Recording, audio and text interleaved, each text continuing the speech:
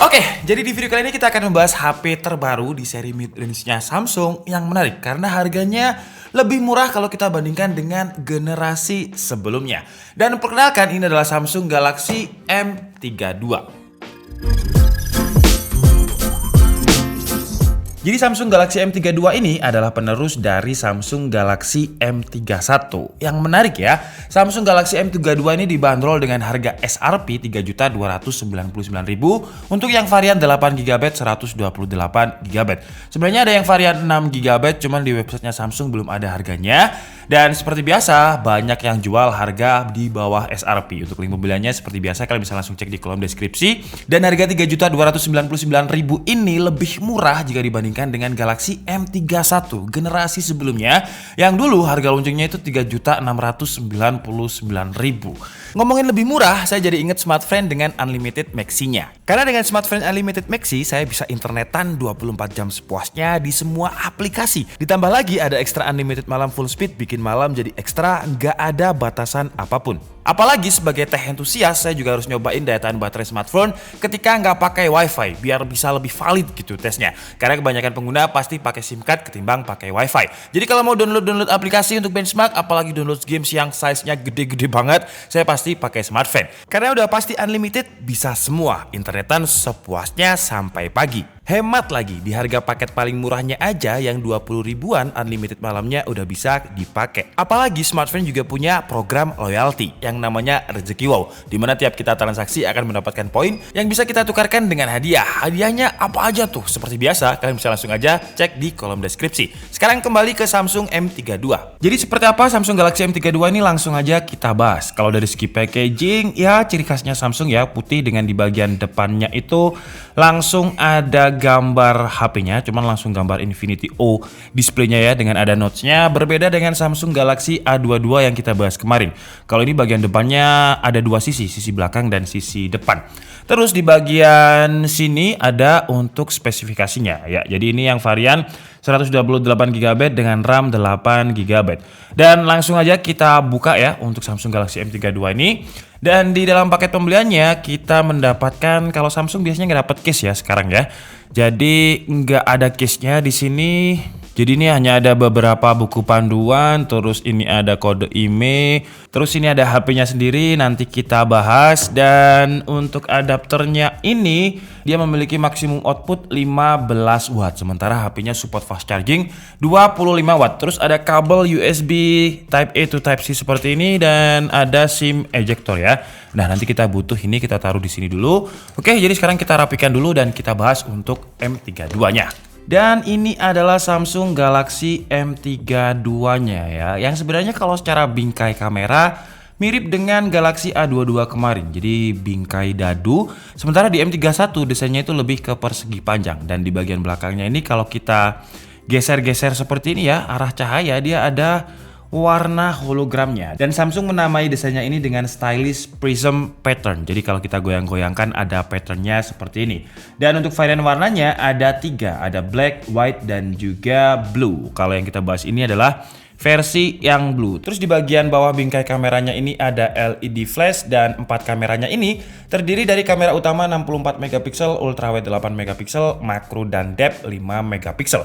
Jadi kalau dari sisi kamera perbedaannya dengan M31 adalah bagian kameranya ya. Jadi kalau di M31 itu makro dan juga depth-nya 5 megapiksel, sementara M32 ini 2 megapiksel. Kalau untuk wide dan ultrawide-nya sama, 64 dan 8 megapiksel. Terus untuk bobotnya Samsung M32 ini kalau di websitenya 180 gram ya. Cuman kalau menurut timbangan saya malah lebih ringan tuh, 178,7 gram. Padahal untuk stiker belakangnya belum saya lepas. Dan di Samsung Galaxy M31 lebih berat, 191 gram. Jadi kenapa M32 ini bisa lebih ringan? Karena kapasitas baterainya beda. Di seri M31 6000 mAh, M32 ini 5000 mAh. Terus sekarang lanjut untuk port-portnya. Jadi di bagian kanan ini ada volume up and down, terus ada tombol power yang menyatu dengan fingerprint, jadi belum in display seperti di A series. Di bagian bawahnya ada Type C, audio jack, speaker. Di bagian atasnya ada lubang mic.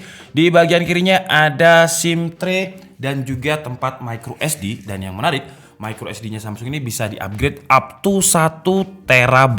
Dan untuk slotnya kita coba lihat, jadi dia ada triple slot ya. Jadi dual SIM dan juga micro SD yang up to 1 TB tadi. Oke, jadi sekarang langsung aja kita coba nyalakan dan kita hands on Samsung Galaxy M32. BTW untuk layarnya ini sudah dilapisi dengan Corning Gorilla Glass 5 untuk M32, sementara M31 dulu Corning Gorilla Glass 3. Jadi ini lebih baik dan maaf ya udah ngecap fingerprint tangan saya. BTW untuk resolusi kamera depannya di M32 ini 20 megapiksel, M31 32 megapiksel. Terus untuk layarnya sama-sama pakai Super AMOLED, resolusinya Full HD Plus dengan dimensi layarnya itu 6,4 inch. Oke, jadi udah selesai saya update, udah selesai saya install beberapa aplikasi, dan kalau kalian lihat ini udah One UI versi 3.1, Androidnya juga versi 11. Dan mungkin sebelum kita coba benchmark, kita coba lihat dulu untuk notification centernya ini ada apa aja ya. Jadi seperti biasa, One UI, oh iya ada bunyi tuh, One UI 3.1-nya. Dan coba kita lihat apakah ada yang lain. Dia ada pilihan eye comfort juga, terus ada pilihan untuk dark mode. Kita tarik ke atas ya seperti ini karena ini bakalan sering saya pakai, eye comfort dan juga dark mode. Terus sekarang langsung aja kita coba untuk Antutunya nih. BTW dia pakai Helio G80 ya. Kalau yang M31 itu pakai Exynos dan sekarang pakai chipsetnya MediaTek. Dan untuk hasil benchmarknya di Antutu versi 9 dia mendapatkan 224.437. Dan kalau misalkan kita rankingkan Samsung M32 ini dia ada di urutan berapa versi Antutu 9-nya? Dia ada di urutan 101 ya, di bawahnya Redmi Note 8 Pro. Dan sekarang buat kalian yang mungkin nggak percaya Antutu, langsung aja kita coba di Geekbench 5. Dan hasilnya untuk single core-nya dia mendapatkan 355 dan untuk multicore-nya 1311. Terus tadi juga sempat saya tes untuk temperaturnya ya, dia throttle atau enggak. Throttle-nya itu di awal ketika mau ngangkat malah ya. Dan setelah itu di 25 menit akhir dia stabil banget ya, di atas 90% terus. Dan untuk skornya kalian bisa langsung lihat di sini. Selain saya tes throttle pakai CPU throttling, saya juga tes pakai 3D Mark. Dan di 3D Mark untuk slingshotnya dia mendapatkan 1600, slingshot extreme 1300, dan yang penting ini sih ya menurut saya adalah temperaturnya ini. Jadi ketika saya tes loop 20 kali di wildlife stress test ini, stability-nya ada di 99,3%. Jadi stabil banget. Dengan base loop skornya itu 689, lowest-nya hanya ada di 684. Jadi benar-benar stabil. Tapi ketika saya tes pakai wildlife extreme ya, stability-nya berkurang. Jadi kalau tadi 99%, ini 61%. Dengan base loop-nya 174, lowest-nya ada di 107. Tapi apalah artinya benchmark sintetis seperti biasa. Jadi sekarang langsung aja kita tes untuk gaming. Pertama kita coba dulu di game PUBG, dan di PUBG Samsung M32 ini mendapatkan settingan Smooth Ultra. Jadi mentoknya ada di 40 fps. Dan seperti yang kalian lihat di grafik berikut ini, dia bisa stabil di kisaran 40 fps. Ya kalau misalkan sinyal lagi padat, lagi naik mobil, dia bisa turun di sekitar 28 fps. Tapi itu jarang aja. Jadi fluktuasinya seperti yang kalian lihat di grafik berikut ini jarang. Sekarang lanjut ke game Genshin Impact dengan settingannya lowest, FPS-nya ada di 60 dan dia agak keteteran di sini ya, dengan average FPS-nya itu stabilnya di kisaran 20 sampai 30 fps. Jadi jarang banget mendapatkan 30 fps. Kalau kalian main Genshin Impact di HP ini ya asalkan sabar ya nggak apa-apa. Tapi kalau nggak sabar dengan laggy-nya ya cari HP Samsung lain yang chipsetnya lebih kenceng. Lanjut, sekarang kita hands on ke bagian kamera yang resolusi makro dan depth-nya berkurang kalau dibandingkan dengan M31. Tapi kita coba aja di luar biar lebih dapet gitu feel-nya ya. Oke, jadi ini adalah kualitas low light mode videonya di kamera depan ya. Nah menurut saya sih ini cukup nge-wide, jadi kalau untuk nge-vlog masih banyak ruang yang tersisa. Oke, jadi ini adalah kualitas kamera depan mode video Full HD 30 fps di Samsung Galaxy M32 ya. Ini saya pegang tangan satu dan dia cukup stabil kalau di layarnya ini. Dan layarnya Samsung membuat saya terlihat lebih detail ya. Cuma nanti kalau dipindah di PC gimana kalian bisa tulis di kolom komentar, karena biasanya beda layar, beda hasil gambar juga. Jadi kira-kira seperti ini, dan dia juga cukup stabil dengan dipegang tangan satu. Untuk lensanya juga cukup nge-wide ya, jadi headroom dan bagian kiri kanan juga masih ada. Untuk high dynamic range coba kita lihat di sana. Kalau untuk selfie-nya ini nggak terlalu terlihat ya awannya, teksturnya. Sebentar ada mobil nanti saya ditabrak, mampus lagi ya. Dan untuk suaranya kira-kira seperti ini. Suara mobilnya ngegas banget, jadi kalau suara saya masih cukup terdengar jelas, berarti mikrofon noise cancellingnya bagus. Dan ini adalah kamera belakangnya dengan lensa ultrawide ya. Nah kalau kamera belakang high dan mid range-nya masih oke ya. Jadi kalau kalian lihat awan di situ masih ada teksturnya, nggak terlalu pudar. Dan ini pakai video stabilization-nya on. Dan warna-warna ini ya, meskipun kita pakai lensa ultrawide, warnanya masih terlihat pop up. Cuman sekali lagi ini entah karena layarnya Samsung yang Full HD Super AMOLED atau kameranya. Jadi nanti kita lihat di pas kita pindah di laptop. Jadi untuk warna hijaunya, nah dan untuk fokusnya juga lumayan cepet. Sekarang kita coba untuk ke kamera yang lensa wide. Oke, jadi ini untuk lensa wide-nya tetap stabil juga sama seperti ultrawide. Cuman saya mau lihat fokusnya seperti apa. Nah, seperti ini ya. Apakah cepat? Kita langsung pindah ke sini. Sets. Wih, lumayan cepet ya. Padahal ini bunganya ini tergerak-gerak oleh angin. Dan kita coba lihat fokus yang lain. Coba di sini deh yang nggak terlalu bergerak. Nah ya, cepet banget fokusnya. Sets, dan dia juga stabil. Sekarang kita coba jalan pakai lensa wide. Jalannya agak kencengan sekarang. Kira-kira seperti ini. Tadi ada kayak semacam jitter ya, kayak jelly, kayak wave stabilizer di Adobe Premiere Pro. Nah ya, tuh. Karena sekarang itu jam 4 sore. Jadi cukup lumayan low light, walaupun nggak low light banget. Cuman kalau untuk autofokusnya cepet banget sih ya untuk sebuah HP 3 jutaan.